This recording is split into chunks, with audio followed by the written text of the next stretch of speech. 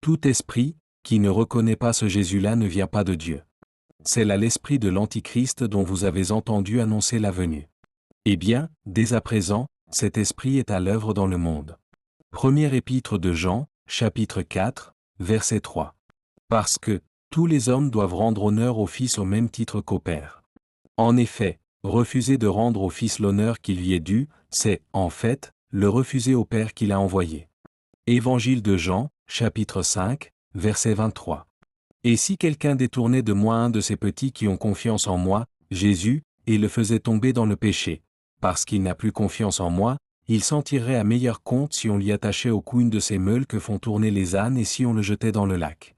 Évangile de Marc, chapitre 9, verset 42.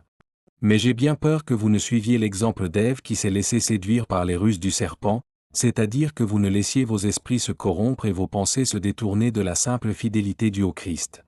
Je crains que vous ne perdiez la sincère ferveur avec laquelle vous l'y étiez attaché.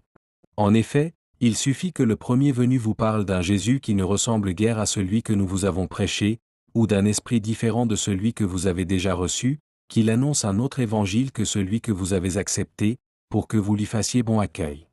Votre tolérance à cet égard est malheureusement parfaite.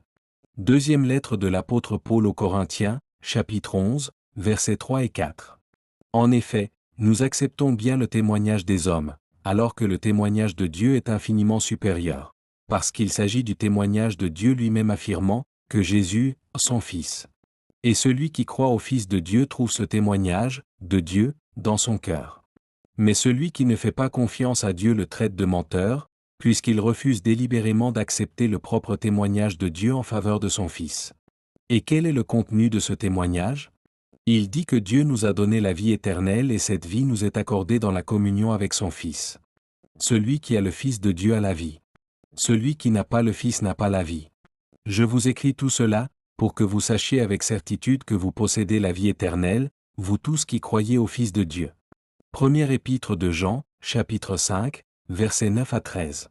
Le Père aime son Fils et lui a accordé les pleins pouvoirs sur toutes choses. Et celui qui place sa confiance dans le Fils possède la vie éternelle. Mais celui qui refuse d'écouter le Fils et de se fier à lui, ne verra jamais la vie mais la colère de Dieu reste suspendue au-dessus de sa tête. Évangile de Jean, chapitre 3, versets 35 et 36. Conclusion, la résurrection, lui dit Jésus, c'est moi. Je suis la vie. Celui qui place en moi toute sa confiance vivra, même s'il meurt.